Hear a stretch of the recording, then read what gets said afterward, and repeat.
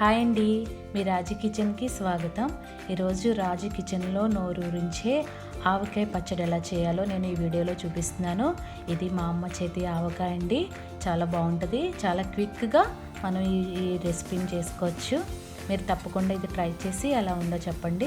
దీనికి ముందుగా నేను ఇక్కడ 2 చిన్న సైజు మ్యాంగోస్, పచ్చి మామిడికాయలు తీసుకోవాలి. ఇలాగా చిన్నగా తరిగి పెట్టుకోవాలి. తడి లేకుండా తుడుచుకుని ఈ విధంగా చిన్న పీసులు చేసుకోవడం బట్టి ఆ ముక్కకంతా కారం అన్నీ పడతాయండి. ఇది కంపల్సరీ మీరు ఇలాగా ట్రై చేయండి. ఇప్పుడు నేను ఇక్కడ 1/3 కప్పు కారపొడి తీసుకున్నాను. కారపొడి వేసుకోవాలి. ఇక్కడ 1/2 కప్పు ఆవపిండి వేసుకోవాలి. ఆవాలు మెత్తగా గ్రైండ్ చేసుకున్నామండి. ఇవి 1 టేబుల్ స్పూను ఇక్కడ మెంతులు వేసుకోవాలి.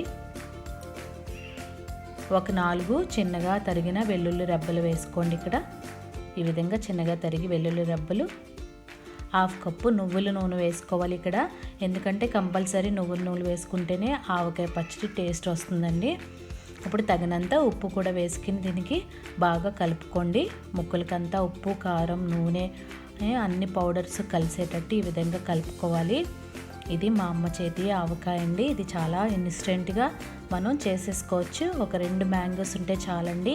ఆవకాయ పచ్చడి లేనప్పుడు కూడా ఇది మనకి తినాలనిపించినప్పుడు ఈ విధంగా చేసుకుంటే మనకి ఆవకాయ పచ్చడి రెడీ అవుతుందండి. ఈ విధంగా స్టోర్ చేసుకుని మూత పెట్టుకుని మనం 3 days వరకు ఉంచుకోవాలి. సెకండ్ డే ఇలా అవుతుంది. ఇప్పుడు 3వ రోజు తీస్తే ఆవకాయ పచ్చడి రెడీ అయిపోయిందండి. ఎంతో నోరూరించే ఆవకాయ, అమ్మ చేతి ఆవకాయ. చూసారు కదా ఎంత బాగుందో. మీరు తప్పకుండా ఇది ట్రై చేసి ఎలా ఉందో కామెంట్స్లో చెప్పండి. అంతేనండి, ఎంతో క్విక్గా మ్యాంగో పికిల్, ఆవకాయ పచ్చడి రెడీ అయిపోయిందండి. మీరు తప్పకుండా ఇది ట్రై చేయండి. మరిన్ని రెసిపీల కోసం రాజీ కిచెన్ని సబ్స్క్రైబ్ చేయండి. బెల్ ఐకాన్ నొక్కండి.